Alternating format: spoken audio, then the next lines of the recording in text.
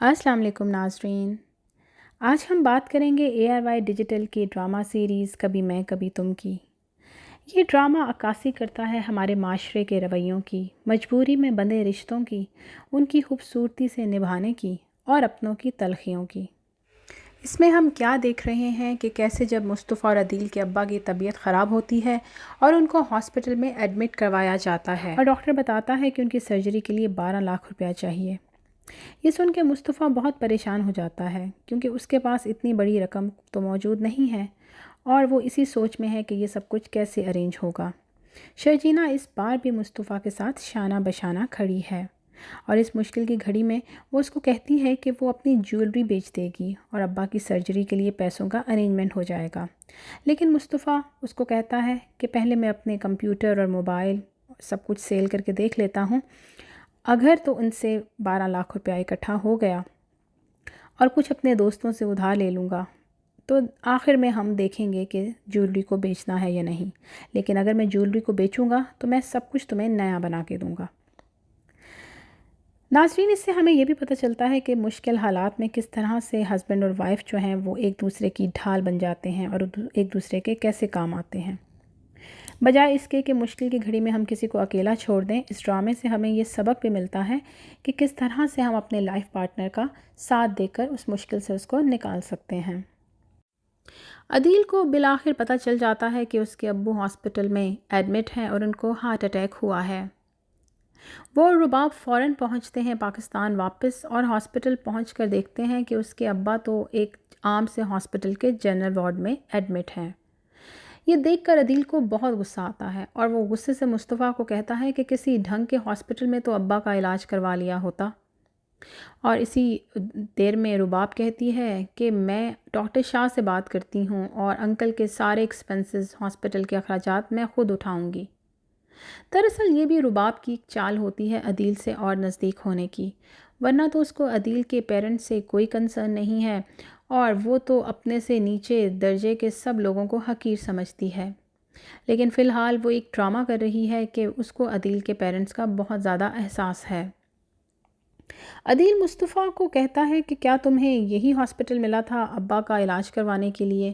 اگر پیسے نہیں تھے تو مجھے بول دیا ہوتا، میں تمہاری ہیلپ کر دیتا۔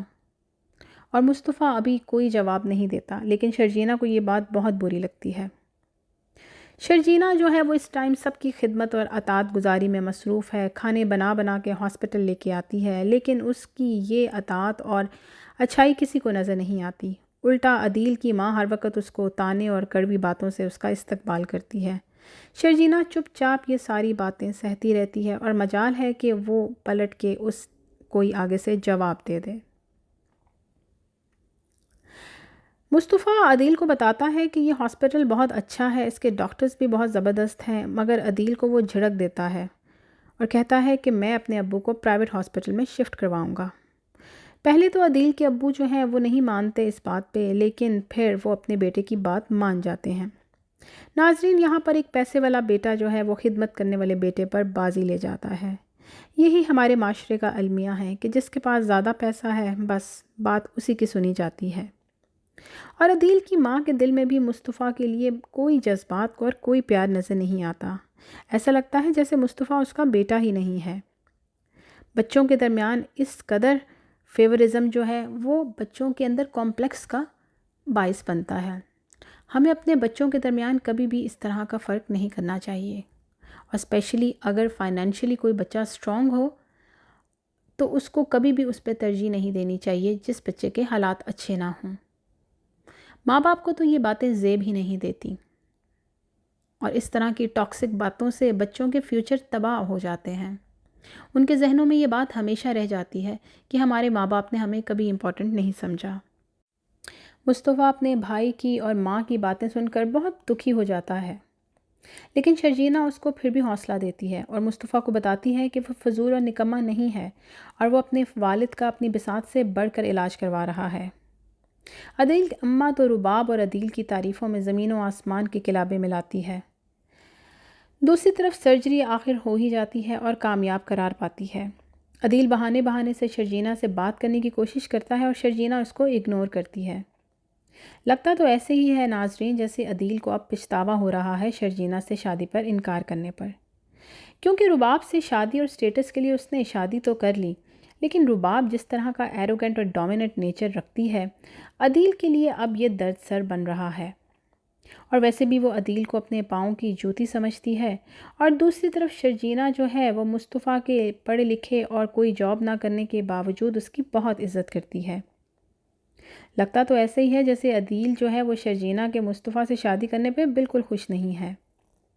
رباب کی دوست رباب کو الرٹ کرتی ہے کہ عدیل پر تم نظر رکھنا، وہ شرجینہ کے آگے پیچھے پھر رہا ہے، مگر رباب اس کو کہتی ہے کہ میرا اور شرجینہ کا کیا مقابلہ، عدیل کبھی بھی مجھے چیٹ نہیں کرے گا۔ دوسری طرف عدیل کہتا ہے کہ وہ اپنے ابو کو اپنے گھر لے جانا چاہتا ہے تاکہ وہ خود ان کی دیکھ بھال کر سکے، مگر عدیل کے ابا انکار کر دیتے ہیں اور کہتے ہیں کہ میں رباب کے گھر نہیں جا سکتا، میری سیلف رسپیکٹ مجھے اس بات کی اجازت نہیں دیتی۔ پہلے بھی رباب نے سارا علاج کے پیسے اپنے سر لیے ہیں، یہ بات جو ہے وہ میرے لیے قابل برداشت نہیں ہے۔ اپنے ابا کے نہ ماننے پر عدیل یہ فیصلہ کرتا ہے کہ پھر وہ اپنے والدین کے گھر میں ہی شفٹ ہو جائے تاکہ وہ اپنے ابا کی خود سے دیکھ بھال کر سکے۔ عدیل جب رباب سے اس بارے میں بات کرتا ہے تو رباب فوراً انکار کر دیتی ہے اور کہتی ہے کہ کیا تم اس مڈل کلاس زندگی میں واپس جانا چاہتے ہو؟ اس چھوٹے سے گھر میں تم کیسے رہو گے؟ اور تمہارے ابا جو ہیں وہ یہاں پہ آ جائیں، میں خود ان کا علاج کرواؤں گی، میں خود ان کی دیکھ بھال کروں گی۔ لیکن عدیل کہتا ہے کہ نہیں، میرے ابا جو ہیں وہ سیلف رسپیکٹ کی وجہ سے تمہارے گھر میں نہیں آئیں گے۔ تو رباب طنز کے تیر چلاتے ہوئے کہتی ہے کہ ویسے بھی تو وہ میرے ہی پیسوں سے اپنا علاج کروا رہے ہیں، اس وقت ان کی سیلف رسپیکٹ کہاں گئی تھی؟ یہ سن کر عدیل جو ہے وہ غصے سے آگ بگولا ہو جاتا ہے اور وہ کہتا ہے کہ تم میرے پیرنٹس کی انسلٹ کر رہی ہو، اور غصے سے وہ یہ فیصلہ کر لیتا ہے کہ میں اب اپنے پیرنٹس کے گھر میں جا کے ہی رہوں گا۔ عدیل اور مصطفیٰ جو ہیں وہ اپنے والد کو ڈسچارج ہو جانے پر گھر لے آتے ہیں۔ عدیل جو ہے وہ بات بے بات پہ مصطفیٰ کو طنز لگاتا ہے اور اس کو کہتا ہے کہ وہ بہت نکما ہے اور کوئی جاب نہیں کرتا، اور وہ اپنے والد کا علاج جو ہے وہ صحیح طرح سے نہیں کروا سکا، اور اگر عدیل نہ ہوتا تو اس کے ابو کا بہت برا حال ہوتا۔ یعنی کہ ہر وقت وہ کوئی موقع نہیں چھوڑتا مصطفیٰ کو ڈی گریڈ کرنے کا، اور عدیل کی اماں بھی مکمل ساتھ دیتی ہے عدیل کا اس میں۔ شرجینہ یہ سب دیکھ کر بہت پریشان ہوتی ہے اور بڑی مشکل سے برداشت کرتی ہے۔ آگے ہم ناظرین دیکھیں گے کہ کیسے رباب جو ہے وہ انسیکیور ہو کر عدیل کے پیچھے پیچھے اس کے ابا کے گھر سامان لے کر آ جائے گی، اور اس کے پیچھے ایک ہی مقصد نظر آتا ہے کہ عدیل کو شرجینہ سے کسی طریقے سے دور رکھے، جبکہ عدیل جو ہے وہ بہانے بہانے سے شرجینہ کے آگے پیچھے پھرتا ہے، اس سے بات کرنے کی کوشش کرتا ہے، اور ایک دن اس کو موقع مل ہی جاتا ہے اور وہ اس سے پوچھتا ہے کہ تم نے میرے ایک فیصلے کی وجہ سے اتنا بڑا سٹیپ لے لیا اور مس میچ شادی کر لی، کہاں تم اتنی قابل اور کہاں وہ نکما مصطفیٰ۔ اسی ٹائم مصطفیٰ ان دونوں کی یہ باتیں سن لیتا ہے۔